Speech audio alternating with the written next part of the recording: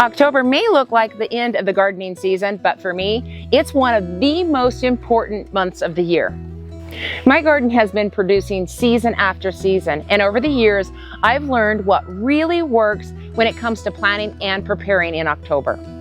Today, I'm sharing exactly what I'm doing in my own garden this month. What to pull out, what to plant, and how to get ready for colder weather ahead so the harvest don't stop when the frost comes. And I'll show you how I am building my soil now so that it's alive, rich, and ready to explode with growth next spring. Tomatoes are one of the crops that really get overgrown in my garden if I'm not pruning them on a regular basis. And I'm sure a lot of you have that same situation. Now that we're nearing October, where we don't even have quite a full month before our first freeze, it's time to decide whether we need to pull them out or what we can do to get those tomatoes that are on the bushes to ripen. Days are getting shorter as well as cooler, and the nights are definitely a lot cooler than they were during the summertime. So that means that the tomatoes aren't going to ripen near as fast. If all I've got is blossoms like this, then I'm not going to end up with any tomatoes. So I might as well pull the whole entire tomato plant out. But if I do have some green tomatoes like this, then I want to speed up that ripening process. So what I'll be doing is cutting back all of this growth that doesn't have any tomatoes on it so that it can push all of that energy into the tomatoes that are still green, helping them to ripen before our first frost. A good example of what tomato plants that need to be pulled out is this one right here. It's pretty much spent. It's seen better days. Now there are some really nice tomatoes on it, but there are no flowers, there are no baby tomatoes on it. So I'll just go ahead and harvest all of these tomatoes and pull this tomato bush out so that I can have this space for something productive going into fall. My bean plants are also coming to the end. I planted a lot of bush beans through the season and we've had a lot of harvest off of it. But now their production has slowed down considerably. We don't have a lot of blossoms on them and the plants themselves look pretty tattered. I'll have this one more harvest of the green beans on them and then I'm going to go ahead and pull them out. Now the nice thing about green beans is you can turn them back into the soil or you can trench and lay them in there. I usually just toss them into my compost, but they provide nitrogen for the soil. So it's nice not to just throw them in the trash can, but to use that nitrogen, whether it be in your compost or in your garden soil. A good crop to follow beans is greens. I'll be planting arugula, spinach, and lettuce in this area right here. I've got a month before my first frost, and so by planting them by seed, that gives me about 30 days that they'll be able to get up and get established. Then after that, I'll just place a floating row cover over them to protect them so that I can have that continued harvest all through the winter time here in our Zone 8. Amaranth is another crop that I grow about every other year. I've been harvesting the larger heads that get quite heavy and been shaking the seeds out of those. And then just by cutting it off, it sends up all of these new little shoots. They may or may not be ready in time, but one of the things when you cut the heads off early is you get these new shoots that can be used in flower arrangements that are really pretty for fall time. One of my favorite crops to grow is glass gem corn because it is absolutely beautiful. I haven't grown it in several years because it takes up a lot of space, but this year I decided to do it again. The wind blew it over this year, but it was totally fine because it had already pollinated before it blew over. But I couldn't just pull it out because the kernels had to develop and ripen. Every single cob has a different color. Even on the same stalk, there'll be different patterns, different depths of colors. We get blues and purples and whites and pinks. I mean, you name it, you get a rainbow of colors. And the pretty thing about glass gem corn is it actually looks like little glass gems. Every time I open up one of these, it's like opening up a present because they are so different and unique. We've got blues and pinks and whites in here and even a green. I always save several of these cobs of different colors so I get a big variety for planting for years to come. And corn actually lasts quite a few years. Glass gem corn is edible as well. It can be ground down, made into cornmeal, and you can make cornbread with it or anything that you would use cornmeal for. And the other cool thing is you can pop glass gem corn. The corn stalks also have multiple uses here on our homestead. We'll take the nicer corn stalks, bundle them together, and we'll sell those in our farm stand. I will also shred these corn stalks and they make a great mulch and they help repel weeds. And then the ones that aren't so nice, I'll feed these to the goats, and they absolutely love them. They'll devour the whole entire thing. Corn is a heavy feeder, so I absolutely have to amend this soil after the corn comes out. I'll put a heavy layer of compost over it and even some fish meal or a high nitrogen fertilizer. And then what follows that is going to be my garlic. Sweet potatoes are one of the crops that need to come out before our first frost, because if I don't get the sweet potatoes out and we have a frost, then that frost can travel down the vine and damage the sweet potato itself. I'll usually harvest my sweet potatoes the end of September and no later than the middle part of October. When I pull up all the vines, I usually will feed this to the goats, the pigs, and the chickens will even like a little nibble on them. Sweet potato leaves are also very good and can be eaten when they're really young and tender, just eaten raw in salads. Then the bigger leaves can be sauteed, thrown in omelets, just as kind of like a replacement for spinach. When you lift the sweet potatoes out of the ground, you want to be really careful because they can bruise easily, and if they bruise, then they don't store as well. Curing your sweet potatoes is also extremely important so that they'll last through the winter months. When you lift them out of the ground carefully, you're going to lay them on a tray or something that they can get some ventilation, and then you'll place them in a warm place. We can put ours in the greenhouse if it's not too hot, and you can even put them on a back porch if your temperatures aren't dipping too cold during the nighttime, or a garage works well. And then after you lay them single layer, you want to put a blanket over them just to hold that warmth in. What this does is it hardens that skin so that they keep longer through the winter. If you want to learn more about harvesting and curing sweet potatoes, then you can go check out our video here. I've also created a free PDF for you on how to cure sweet potatoes properly so that they'll last through the winter months, and you can check that link out in the description below. This sweet potato variety right here is Beauregard, and there's a really big one right here. Beauregards always get really big. This one looks like it's going to be a monster. I think we should dig it up. I'm just going to remove some of this foliage right here. Here's that main stem, so we know that our sweet potato is going to be right there. You don't want to dig right next to the potato, but here's the edge of my bed.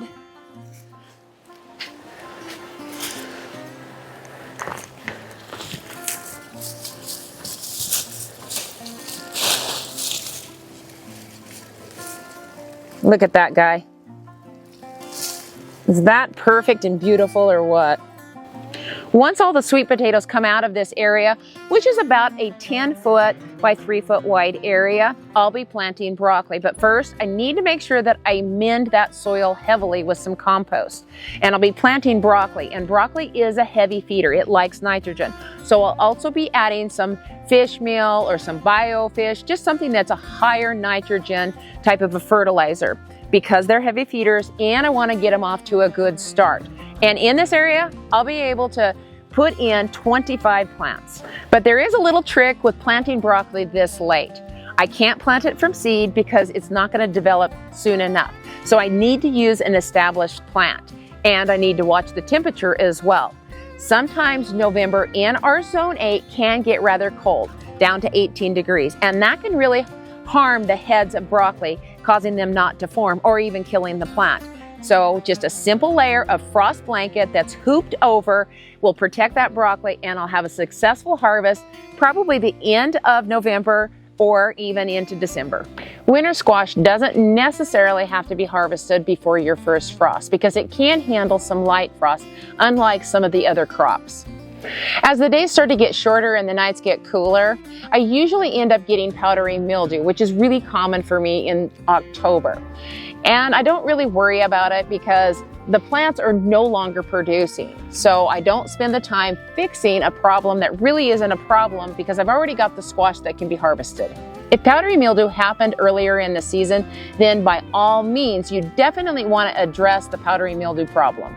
Also this time of year, the plants have exhausted themselves and generally will start to die back, and the squash will no longer grow. When the stems begin to dry, this is when you can harvest them. And you can also harvest after a light frost as well. You want to get them off of the ground before any ground-dwelling insects burrow inside that squash and destroy your crop. After harvesting your squash, you want to cure them so that they keep well over the winter months. And you want to make sure that the stems are left on, because if it's not, they don't keep near as long. So if the stem did break off, make sure you use those up first. By curing your winter squash, that just creates a hard shell on your squash so that it keeps extra long. Curing your winter squash is super easy. You just want to put it in a warm place, about 80 degrees or so, just out of the direct sunshine, because even in October, that sun can be intense and burn some of the skin on your winter squash. And then of course, it doesn't keep.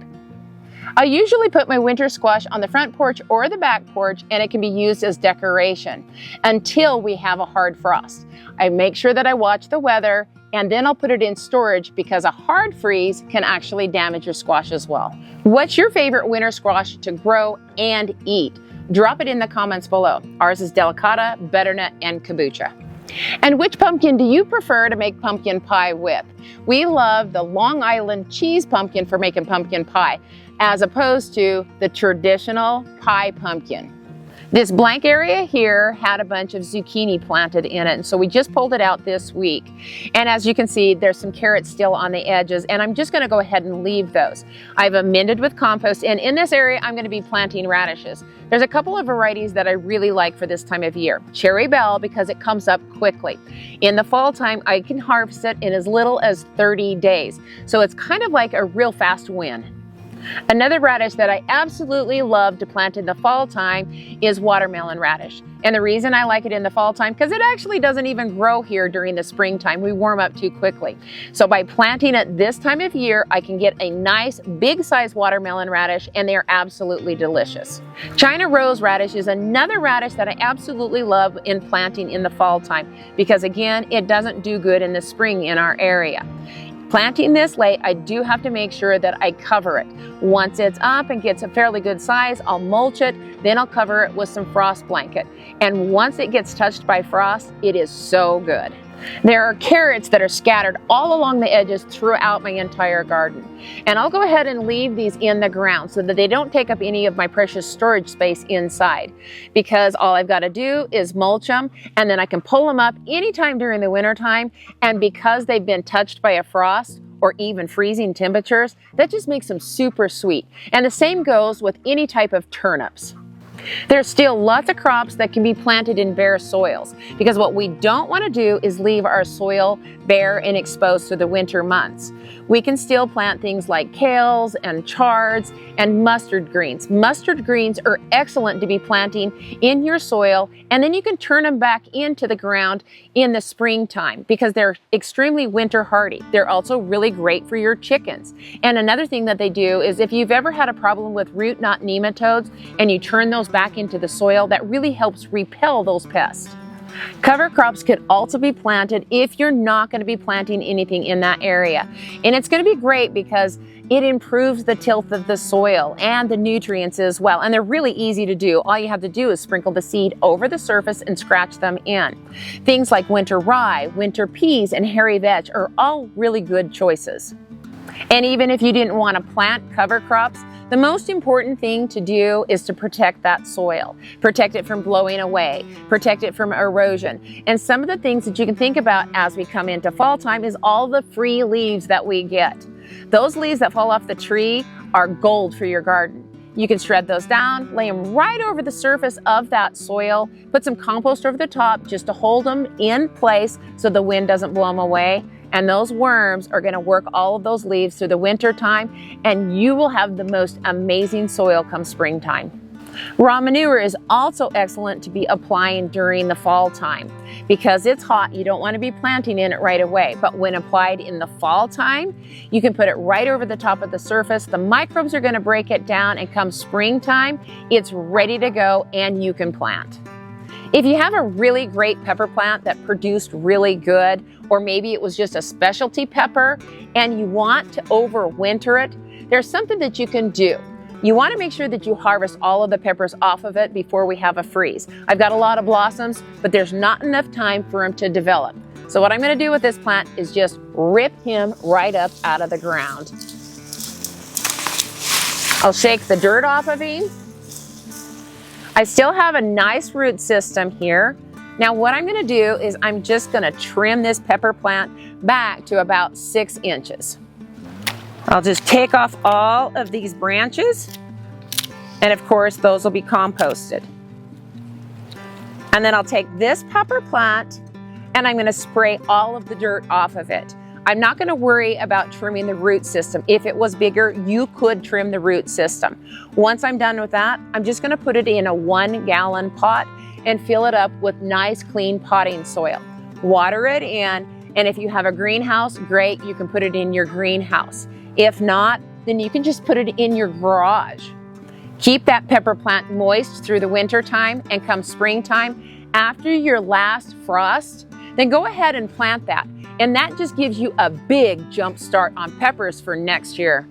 That's what I've got going on in my garden this month. What's going on in your garden? We'd all love to hear. Drop it in the comments below. Have a great day and a better tomorrow, and may God bless you.